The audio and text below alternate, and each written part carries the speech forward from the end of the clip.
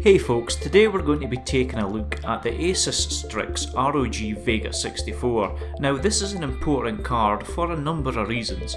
For starters, it's an aftermarket Vega card, which as I'm sure you're going to be well aware, was pretty much like gold dust through early 2018 and even late 2017. And secondly, it's an ROG branded AMD graphics card. Now if you've followed the industry at all, I'm pretty sure you're going to be aware of Nvidia's GeForce Partner Program, the GPP, which seen third parties like ASUS, MSI and Gigabyte pressurised into reserving their gaming lineup of cards exclusively for Nvidia branded GPUs, effectively pushing AMD out of the gamers market under the pretense that, if they didn't, GPU shipments among other forms of support would be reduced. To counter this, ASUS created the AREZ branding, and this very card that we see here can actually be found today in an AREZ Strix guise. So while Nvidia did eventually can GPP after a huge amount of community backlash, only time is going to tell whether these rebranded AREZ cards is going to be what we see from ASUS going forward. As such, this could be the last and fastest AMD based ROG Strix card we're ever going to see. But with that out of the way, what did you actually get in the box? Well, in typical Strix fashion, it comes neatly packaged. The box gives a really clear indication of what's inside, and with the slabs of red, the AMD and Vega logos plastered everywhere, it's not like you're going to be able to make a mistake with what's inside the box. Inside you're greeted with a fairly simple set of accessories and information, as well as the driver CD, which contains a few proprietary ASUS softwares for overclocking and controlling the RGB elements, although it's still always best practice to simply download the latest versions from the website. We'll also get a PCIe power cable adapter, which takes two 6-pin PCIe power cables and turns it into one 8-pin. But a word of warning, if you need to do this, then you really probably should be looking at getting a new PSU, as the Vega 64 it is a bit of a power hungry card, and skimping on your power supply is a surefire way to ask for problems. The Vega 64 here comes with a very similar cooler setup that you can find on the Strix GTX 1080 Ti. Fitting for what is essentially the most powerful card in AMD's current stack. We'll get a 3-fan design and a nice beefy cooler, and the PCB itself is also much larger than the reference design, being both taller and longer. And while this may seem strange on a card with HBM, which can typically mean the AIB partners can shrink the PCB and give us cards like the R9 and Vega Nano cards, the additional copper will, in theory at least, help to dissipate the heat away from the GPU package, which can only be a good thing. On the topic of the PCB, we'll also get a few other niceties that are good to see on what is a high skewed card. At the rear we've got two 4-pin Pwm headers. Now typically your case fans are controlled by the motherboard, and while this is great as it allows your system to react to the changes in CPU temperature, if like me you're cooling your system using an AIO, then those case fans aren't really going to be ramping up to the same extent because it sees the CPU as being very cool.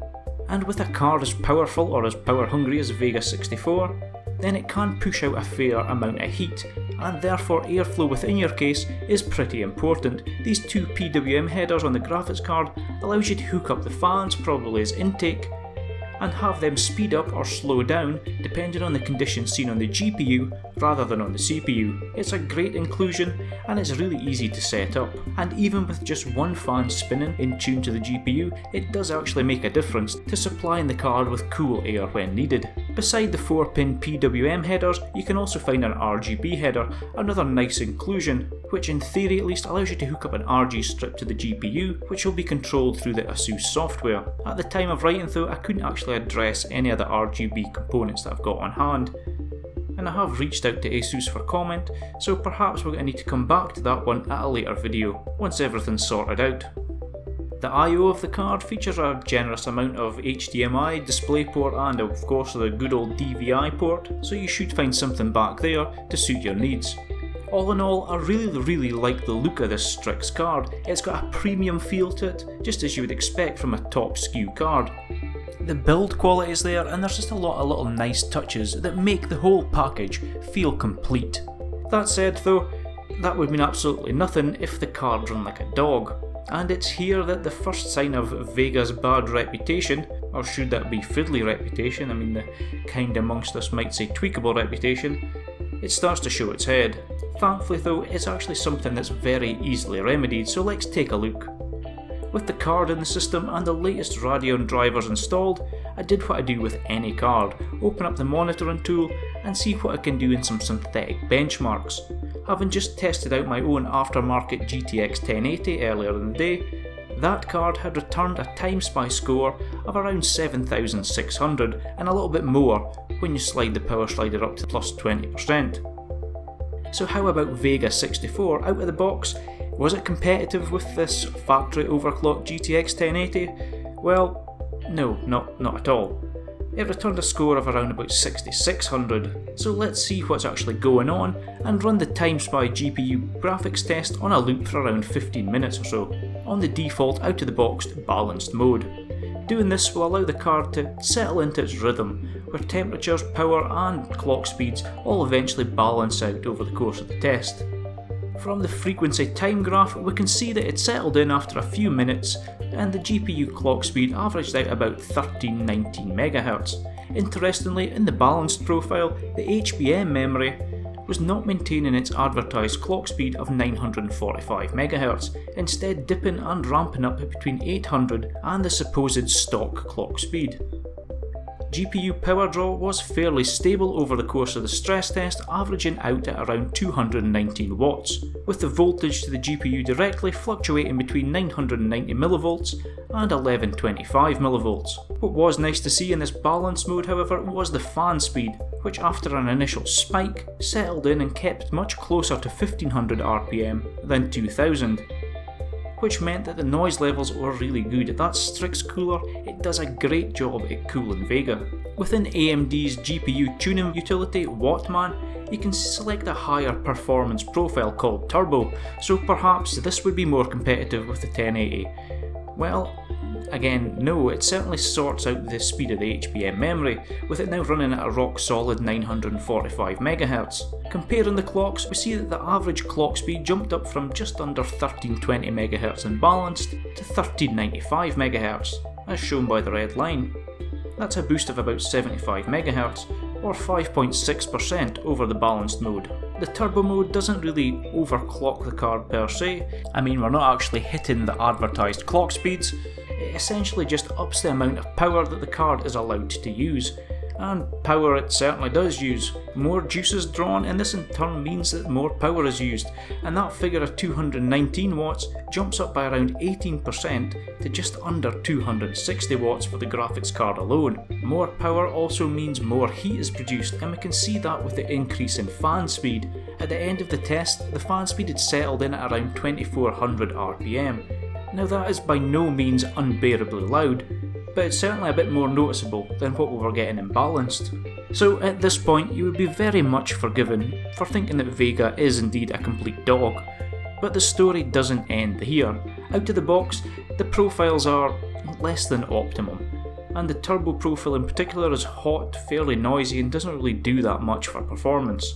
But if you can spare just a few minutes to deal with the fiddly nature of the card, then you can set it up to run fast, cool and quiet. Undervolting is the key to stable Vega performance, and it's here that some pretty remarkable gains can be seen. So before we continue, I just wanted to remind everyone here that every GPU is different. And when a company is creating a one-size-fits-all profile, it means that the balance and turbo modes here are also going to be suitable for the lowest possible quality silicon, which means that you've got a lot of headroom to work with. So figuring out what's best for your own individual card, it just takes a little bit of time. And while the settings that I'm going to show you are a fairly mild undervolting tweak, you really ought to spend the time figuring out how your own Vega card performs, rather than just whacking in these settings and thinking it's the best you can get. Vega is a power glut, and that basically means if you show it some food, it's going to eat it, but that doesn't actually mean that it needs it. Undervolting is basically figuring out what the card actually needs and simply just giving it that amount. So going into Wattman and heading over to the custom tab, you're going to see that all I've done here is change the values of state 6 and state 7 max, and limited the voltage here to 1000 mV for the state 6 and 1050 mV for state 7. Next I've set the memory voltage to manual and set that to the same as state 6, again 1000 mV. Now this does say memory voltage, but it's more of a voltage floor, so just make sure that it's the same or lower than state 6 and you should be fine. Finally, I've set the power limit here to +20 just to give the card a little bit more headroom if it needs it. And as I'm sure you've noticed, I've not touched the clock speeds of this card at all, hence the mild undervolt description that I mentioned earlier. So what difference does this actually make? Well, let's bring up the charts again. First off, the fluctuations in GPU voltage is improved dramatically, the blue line being much closer to our target of 1000 mV, and this in turn returns an average power consumption of 226 watts, which is only 2.7% more than the balanced mode, and not actually that much more than my factory overclocked GTX 1080 pools. As was seen with the turbo mode, more power used means more heat, but the fans, even though they spin a bit higher, they settled out at around 2000 RPM, which is about halfway between balanced and turbo, and is absolutely more than tolerable. But what does it do for the speed of the card? Well, it's here that the biggest transformation is actually seen. Taking back up the balanced and turbo clock speed graphs, which varied fairly erratically, when we apply this fairly mild undervolt, what we get first is consistency. It still peaks and dips at the same points in the test, but the clock speed curve is flatter and much higher. A clock speed that settled in at around 1567 MHz. To put that into perspective, that's just under 19% better than the out-of-the-box balanced mode for 2.7% more power, or 12.3% faster than turbo for almost 15% less power. And with the card correctly set up, we finally see it go toe to toe with my factory overclocked 1080, returning a score that's within 0.7% in time spy. So this unboxing review overview is kind of taking a bit of a detour, and I probably should have split this into two separate videos, but I really wanted just to give you the fuller picture of this ASUS Strix ROG Vega 64. The card is built fantastically well, typical ASUS build quality here, and the over-engineered design of the Vega's power delivery system and the quality of components used means that you are getting a very high-end card. The Strix ROG features are nice, and it feels like a top-end card with its illuminated RGB backplate and massive heatsink, and when correctly set up, it is a powerful card that, in the words of Nvidia's founder Jensen Huang, just works. It's just a bit of a shame that it doesn't just work out of the box. So this is really an enthusiast's card for someone who wants to tweak, who wants to have the flexibility to set the card up how they want and use it how they want as well. And that for me, it's the beauty of Vega. The fact that it's also just as fast as my GTX 1080 is the icing on the cake. And that's before we even add in the FreeSync argument into the mix. Having used this card for a few weeks at this point, if you own a FreeSync monitor and you've got the 5 minutes or so to set up a decent power profile, then I can't really think of any real reason why I would pick the GTX 1080 over the Vega 64. Yes, I'm sure that in some games you are going to be getting higher average frame rates with the 1080, but if you've got an adaptive sync monitor, then the benefits of having a smooth gameplay experience completely outweighs the higher average frame rates that you might see in some titles when using an Nvidia card. Of course, you could throw into the argument that you could just buy a 1080 with a G-Sync panel, but with the prices for Vega 64 cards and GTX 1080s kinda levelling out at the same level now in this post-mining boom era, going green is actually the more expensive option at this point once again. And that is something that I think is lost on a lot of people. But I'm going to leave it here for today, folks. Thanks for sticking around and watching this, and I would love to know if Vega has ever cropped up in your radar, or if the bad image that it has just put you off indefinitely. And I'd also love to know where you think the GPU market is going from here, and if FreeSync or G-Sync ever comes into your equation when you're purchasing a new card. As always though, take care, and I'll see you all in the comment section down below, and in the, I promise much sooner, next video.